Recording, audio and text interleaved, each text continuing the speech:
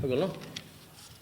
তো সাংবাদিক বন্ধুসকল, মই আচলতে তেজপুৰৰ পৰা আহি আছিলোঁ। এটা জৰুৰীকালীনভাৱে আপোনালোকক মাতিছোঁ, এটা সংবাদমেল আয়োজন কৰিছোঁ খুব কম সময়ৰ ভিতৰত। আপোনালোকে অহাৰ বাবে মই আন্তৰিকভাৱে ধন্যবাদ জনাইছোঁ। আমি আজিৰ এই সংবাদমেলটো বিশেষ কাৰণত আয়োজন কৰিবলগীয়া হৈছে। আপোনালোকে জানে যে শেহতীয়াভাৱে কিছুদিনৰ পৰা অসমত জেহাদী শব্দৰে অসমৰ আকাশ বতাহ কঁপাই তোলা হৈছে। অসম আৰক্ষী, অসমৰ গৃহ বিভাগ বিভিন্ন সময়ত তৎপৰতা দেখুৱাই আছে, আমি ইতিমধ্যে লক্ষ্য কৰিছোঁ। আৰু এই জেহাদী শব্দ আৰু জেহাদীৰ লগত সম্পৰ্ক থকাক লৈ অসমত ৰাইজৰ মাজত এটা বিভ্ৰান্তিও সৃষ্টি হৈছে। আৰু জেহাদীৰ নামত হয়তো যিসকলে বেয়া কাম কৰিছে তেওঁলোকৰ লগতে কিছু আনুষাংগিক কিছু নিৰ্দোষী মানুহো আজি হাৰাশাস্তিৰ সন্মুখীন হ'ব লগা হৈছে। আৰু শেহতীয়াভাৱে আজি হিমন্ত বিশ্ব শৰ্মা ডাঙৰীয়াই চৰকাৰী মাদ্ৰাছাসমূহ বন্ধ কৰি দি তেওঁ নেশ্যনেল টিভিত কৈছিলে যে অসমত মাদ্ৰাছা শব্দটোৱে মই বিচাৰি থকা নাই। আৰু তাৰে এক ষড়যন্ত্ৰ কৰি অসমৰ মাদ্ৰাছাসমূহ, চৰকাৰী মাদ্ৰাছাটো তেওঁৰ গাৰ বল খটুৱাই তেওঁৰ চৰকাৰৰ মুখ্যমন্ত্ৰী তেওঁৰ ক্ষমতাক অপব্যৱহাৰ কৰি তেওঁ আমাৰ ভাৰতবৰ্ষৰ সংবিধানে আৰ্টিকেল 29 আৰু 30ত সংখ্যালঘুসকলৰ ধৰ্মীয় উপাসনা আৰু শিক্ষা গ্ৰহণ কৰাৰ যি অধিকাৰ আছে সেই অধিকাৰ খৰ্ব কৰি চৰকাৰী মাদ্ৰাছাসমূহ তেওঁ নিজৰ ক্ষমতাৰ বল দেখুৱাই তেওঁ বন্ধ কৰিছে। আৰু শেহতীয়াভাৱে তেওঁ জেহাদীৰ নামত কিছু মাদ্ৰাছাৰ কোনোবা ব্যক্তি কোনোবা কাৰ্যকলাপত জড়িত থকা বুলি চৰকাৰ প্ৰশাসনে উল্লেখ কৰি সেই মাদ্ৰাছাসমূহৰ ওপৰত বল্ডুজাৰ চলাই দি আচলতে সংখ্যালঘুসকলৰ যি শিক্ষাৰ অধিকাৰ আৰ্টিকেল 20 আৰু 29 আৰু 30 দিয়া আছে সেই অধিকাৰৰ পৰা ষড়যন্ত্ৰমূলকভাৱে এই মাদ্ৰাছাসমূহ বন্ধ কৰাৰ কাৰণেও ষড়যন্ত্ৰত লিপ্ত হৈছে বুলি মই আজি স্পষ্টকৈ অভিযোগ উত্থাপন কৰিছোঁ অসমৰ মুখ্যমন্ত্ৰীৰ ওপৰত। আমি বিচাৰিছোঁ যে অসমত কোনো সন্ত্ৰাসবাদীকে আমি সমৰ্থন নকৰোঁ, সি জেহাদীয়ে হওক বা আন কোনো উগ্ৰপন্থীয়ে হওক। আমাৰ স্পষ্ট কথা, অসমৰ সাৰ্বভৌমত্বৰ প্ৰতি, অসমৰ জনজীৱনৰ প্ৰতি, অসমখনৰ প্ৰতি, ভাৰতবৰ্ষৰ প্ৰতি কোনোবা নাগৰিকে যদি ভাবুকি কঢ়িয়াই আনে, কোনোবা বেয়া কামত লিপ্ত হয়, তাক কঠোৰৰ পৰা কঠোৰতম শাস্তি দিয়াৰ ব্যৱস্থা কৰক, ফাঁচি দিয়াৰ ব্যৱস্থা কৰক, তাক জেল দিয়াৰ ব্যৱস্থা কৰক। তাত অসমৰ সংখ্যালঘু সমাজ আৰু সদৌ অসম সংখ্যালঘু ছাত্ৰ ইউনিয়ন স্পষ্টভাৱে আজিও কৈছোঁ, আগতেও কৈছোঁ যে আমি পূৰ্ণ সহযোগিতা আগবঢ়াম। কিন্তু এই বেয়া মানুহবিলাকক গ্ৰেপ্তাৰ কৰাৰ নামত যদি আমাৰ কোনোবাৰ অধিকাৰ, সংবিধানে দিয়া অধিকাৰ খৰ্ব কৰে, তেনেহ'লে আমি মানি নলওঁ।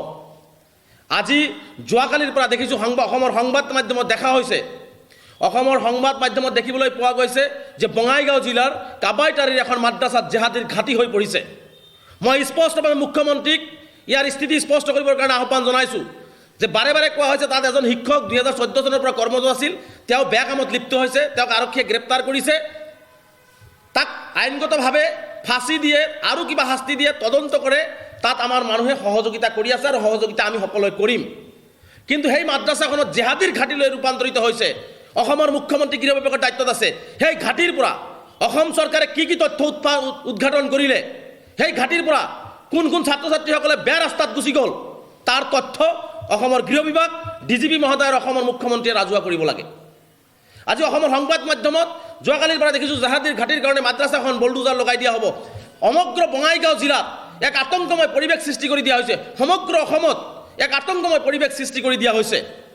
আমি স্পষ্টকৈ কৈছোঁ যে অসম চৰকাৰে চাওক, একফালেদি সংবাদ মাধ্যমে কৈ আছে জেহাদীৰ ঘাটি উৎখাত কৰা হৈছে আৰু অসম চৰকাৰৰ এইটো notification, govt of Assam, office of the deputy commissioner Bongaigaon, তেওঁলোকে ইয়াত কি উল্লেখ কৰিছে?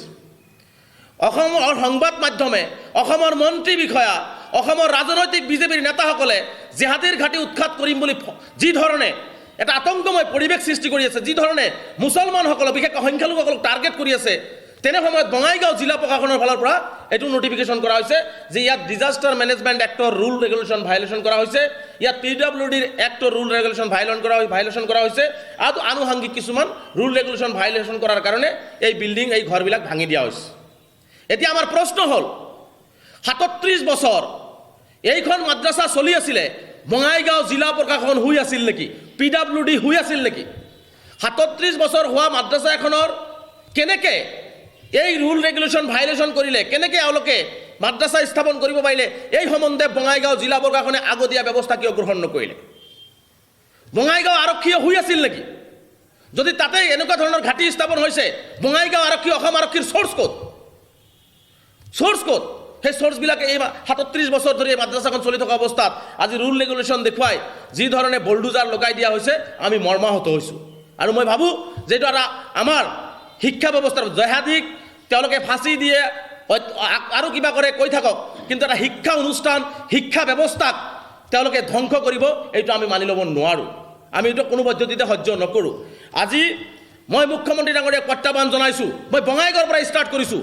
যদি ডিজাষ্টাৰ মেনেজমেণ্ট এক্টৰ বা PWDৰ নীতি নিয়ম মতেই যদি এই মাদ্ৰাছাখন নিৰ্মাণ কৰা হৈছিল, মুখ্যমন্ত্ৰী আৰু বঙাইগাঁও জিলা উপায়ুক্তে স্পষ্টভাৱে ৰাজহুৱা কৰক, বঙাইগাঁও জিলাত কেৱল মাদ্ৰাছাই নহয়, বঙাইগাঁও জিলাত আন আন শিক্ষা অনুষ্ঠান, বঙাইগাঁও জিলাত ব্যৱসায় প্ৰতিষ্ঠান, বঙাইগাঁও জিলাৰ কাৰ্যালয় আৰু বিশেষকৈ অসমৰ বিভিন্ন জিলাত স্কুল প্ৰতিষ্ঠান, কাৰ্যালয় PWDৰ অন্তৰ্গত তেওঁলোকৰ যি ৰুল ৰেগুলেশ্যন আছে, সেই ৰুল ৰেগুলেশ্যনবিলাক ফ'ল' কৰিছেনে নাই, যদি সাহস আছে মুখ্যমন্ত্ৰী ৰাজহুৱা কৰক। যদি সাহস আছে বাইহাটাৰ পৰা চাংচাৰীলৈকে, জালুকবাৰীলৈকে যিমান বিল্ডিং নিৰ্মাণ হৈছে, যিমান ব্যৱসায় প্ৰতিষ্ঠান নিৰ্মাণ হৈছে, সেইবিলাক ভেটি মাটিত নিৰ্মাণ হৈছে না ৰুল ৰেগুলেশ্যন ফ'ল' কৰি নিৰ্মাণ কৰিছে, তাৰ ৰাজহুৱা ব্যৱস্থা কৰক। গুৱাহাটীৰ মাজমজিয়াত কিমানজনৰ বিল্ডিং, কিমান অনুষ্ঠান প্ৰতিষ্ঠান, কিমান ৰুল ৰেগুলেশ্যন ফ'ল' কৰিছে, যদি সাহস আছে মুখ্যমন্ত্ৰী ডাঙৰীয়াই স্বতঃপূৰ্তভাৱে ৰাজহুৱাভাৱে প্ৰকাশ কৰক।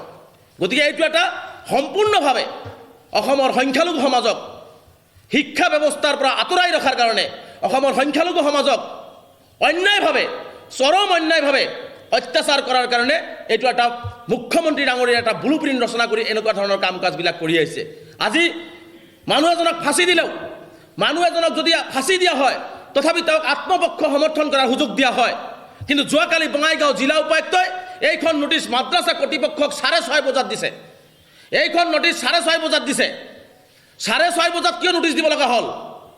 যদি তেওঁলোকে সেই মাদ্ৰাছাখনৰ শিক্ষকক গ্ৰেপ্তাৰ আজি কেইদিন আগতে কৰিছে, কিয় আজি বঙাইগাঁও জিলা প্ৰশাসনৰ বা অসম চৰকাৰৰ সাহস নহ'ল সেই মাদ্ৰাছাখন যে ভাঙি দিয়া হ'ব, সেই মাদ্ৰাছাখনৰ ভিতৰত যে ব্যৱস্থা গ্ৰহণ কৰা হ'ব, আগতীয়া নোটিছ কিয় তেওঁলোকক আত্মপক্ষ সমৰ্থন কৰাৰ সুযোগ দিয়া নহ'ল? আত্মপক্ষ সমৰ্থন কৰাৰ সুযোগ কিয় দিয়া নহ'ল? আমি প্ৰশ্ন কৰিছোঁ বঙাইগাঁও জিলা প্ৰশাসনক আৰু অসমৰ মুখ্যমন্ত্ৰীক। গতিকে ইয়াত আত্মপক্ষ সমৰ্থন কৰাৰ সুযোগ এইকাৰণে দিয়া হোৱা নাই, এই মাদ্ৰাছাখন ভাঙি সমগ্ৰ ভাৰতবৰ্ষতে হিমন্ত বিশ্ব শৰ্মা ডাঙৰীয়াই মুছলমানৰ ওপৰত যে শিক্ষা ব্যৱস্থাৰ ওপৰত যে মাদ্ৰাছাৰ ওপৰত যে তেওঁ আগ্ৰাসী মনোভাৱ লৈ আক্ৰমণ কৰিছে, এইটোৱে প্ৰতিষ্ঠা কৰিবৰ কাৰণে মুখ্যমন্ত্ৰী ডাঙৰীয়াই আক্ৰমণমূলকভাৱে এই কাম কৰিছে। ৰাতি 9:30 বজাত আজি তাতে প্ৰাইমাৰী এইটো সৰু সৰু ল'ৰা ছোৱালীও থাকে, প্ৰাইমাৰী ক্লাছৰ সৰু সৰু ল'ৰা ছোৱালী থাকে, সেইসকল বিভিন্ন জিলাৰ পৰা বিভিন্ন ঠাইৰ পৰা তেওঁলোকে তাত অধ্যয়ন কৰে। সেই সৰু সৰু ল'ৰা ছোৱালীবিলাকক ৰাতি 9:30 বজাত জিলা প্ৰশাসনে কৈ দিলে যে 20 মিনিটৰ ভিতৰত মাদ্ৰাছা খালী কৰি দিব লাগিব। সেই ছাত্ৰ ছাত্ৰীসকলে কি অপৰাধ কৰিছিলে? সেইসকলৰ অভিভাৱকসকলে খবৰ নাপালে, যাৰ কাৰণে 200 ছাত্ৰ ছাত্ৰীয়ে ৰাতি মানুহৰ ঘৰত, ৰাস্তাত, স্কুলৰ বাৰাণ্ডাত তেওঁলোকে জীৱনটো লৈ পেলাই থাকিবলগীয়া এটা পৰিৱেশ সৃষ্টি হ'ল। কিয় এই শিশুসকলৰ ওপৰত, কিয় এই ছাত্ৰ ছাত্ৰীসকলৰ ওপৰত এই অমানৱীয় অত্যাচাৰ কৰা হ'ল? নে আচলতে কেৱল মাত্ৰ সংখ্যালঘু হোৱাৰ বাবেই এই অমানৱীয় অত্যাচাৰ চলি আছে?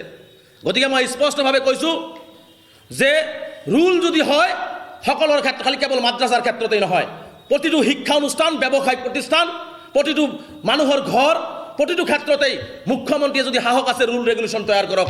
এই PWD ৰুল ৰেগুলেশ্যন হওক, ডিজাষ্টাৰ মেনেজমেণ্টৰ ৰুলেই হওক, সকলোৰ ক্ষেত্ৰত প্ৰযোজ্য কৰাৰ ব্যৱস্থা কৰক। যদি দেশত আইন ব্যৱস্থা কেৱল মুছলমানৰ কাৰণে বেলেগ আৰু আনৰ কাৰণে বেলেগ হ'ব, এইটো আমি কেতিয়াও মানি ল'ব নোৱাৰোঁ। গতিকে মই স্পষ্টকৈ কৈছোঁ, এইটো এটা অসমৰ সংখ্যালঘুসকলৰ ওপৰত এটা অন্যায় আৰু অত্যাচাৰৰ বাহিৰে একো নহয়। গতিকে মই আজি মুখ্যমন্ত্ৰী ডাঙৰীয়াক আহ্বান জনাইছোঁ যে মুখ্যমন্ত্ৰী ডাঙৰীয়া, আপুনি যদি মাদ্ৰাছাসকলৰ আপোনাৰ ক'বলগীয়া আছে, মাদ্ৰাছা সন্দৰ্ভত যদি আপোনাৰ কিবা সন্দেহ আছে, মই আজিও মুকলিকৈ কৈছোঁ, সিদিনাখন লগ কৰিও কৈছোঁ যে আপুনি অসমৰ সংখ্যালঘু বুদ্ধিজীৱীক মাতক, মাদ্ৰাছা শিক্ষকসকলক মাতক, বিভিন্ন দল সংগঠনক মাতক, বহক, কথা পাতক, আৰু এই সংখ্যালঘু জাতিটোক, যিসকলে কোনো সন্ত্ৰাসবাদক বিশ্বাস নকৰে, যিসকলে কোনো জেহাদীক বিশ্বাস নকৰে, যিসকলে অসমৰ অসমীয়া হৈ অসমখনক ভালকৈ জীয়াই ৰাখিব বিচাৰে, সেইসকল সকলোকে মাতি আনি বহি এটা সভা কৰি এই সমস্যাটোৰ এটা স্থায়ী সমাধান কৰিবৰ কাৰণে আমি আহ্বান জনাইছিলোঁ। কিন্তু আজিলৈকেতো মুখ্যমন্ত্ৰী ডাঙৰীয়াই এই সমস্যাটো সমাধান কৰাৰ ক্ষেত্ৰত কোনো এজন অসমৰ মুছলমান বুদ্ধিজীৱী হওক বা সাহিত্যিক হওক, কোনো এজন দল সংগঠন হওক, মাতি পেলাই তেওঁলোকে সমস্যাটোৰ সমাধান কৰাটো বিচৰা নাই। কেৱল মাত্ৰ দেখিছোঁ যে এইটোকে ৰাজনীতি কৰিবৰ কাৰণেই মুখ্যমন্ত্ৰী ডাঙৰীয়াই এনেকুৱা ধৰণৰ কাৰ্যসূচীবিলাক কৰি আছে। মই পুনৰবাৰ স্পষ্টকৈ কৈছোঁ যে আমি কোনো জেহাদীৰ পক্ষত নহয়, কোনো সন্ত্ৰাসবাদীৰ পক্ষত নহয়। এতিয়া আপোনালোকক মই মুকলিকৈ প্ৰশ্ন কৰিছোঁ মুখ্যমন্ত্ৰী ডাঙৰীয়াক, কোনো আলফা সদস্যই যদি কোনো এখন গাঁৱত 15 দিন বাহৰ পাতি থাকে, মুখ্যমন্ত্ৰী ডাঙৰীয়াই সেই আলফা সদস্যজনৰ কাৰণে সেই গাঁওখন ভাঙি দিব নেকি? কোনো NDFB যেতিয়া NDFB বিভিন্ন গাঁৱত আশ্ৰয় লৈছিলে সেই গাঁওবিলাক তেওঁলোকে ভাঙি দিব নেকি? এইটো কোন ধৰণৰ কথা হ'ব পাৰে? কোনোবাই অপৰাধ কৰিছে তাক তদন্ত কৰক, কোনোবাই দোষ কৰিছে, কোনোবাই জেহাদী কৰিছে, উগ্ৰপন্থী কৰিছে, দোষ কৰিছে, তাক তদন্ত কৰি উচিত শাস্তিৰ পৰা শাস্তি প্ৰদান কৰক।